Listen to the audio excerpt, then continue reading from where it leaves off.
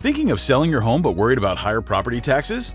Meet Proposition 19, California's property tax transfer law that could save you money. Let's break it down. If you're 55 or older, severely disabled, or a victim of wildfire or natural disaster, Prop 19 allows you to transfer your property tax base to a new home. Here's how it works. Let's say you bought your home years ago at a lower price. If you sell it and buy a new home, normally your property taxes would increase based on the new home's value. But with Prop 19, you can transfer your old lower tax rate to your new home, even if it's more expensive. And here's the best part.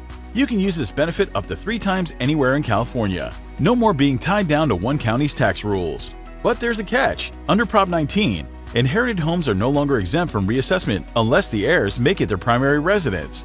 So, if you inherit a family home but rent it out, expect a higher property tax bill. To sum it up, Prop 19 helps homeowners keep their lower property taxes when moving, offers flexibility, and changes inheritance tax rules. Meet Steven and Edith, your real estate experts with over 35 years of combined experience.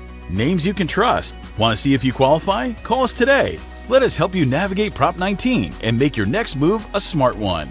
Prop 19, helping Californians make their next move without the tax hike.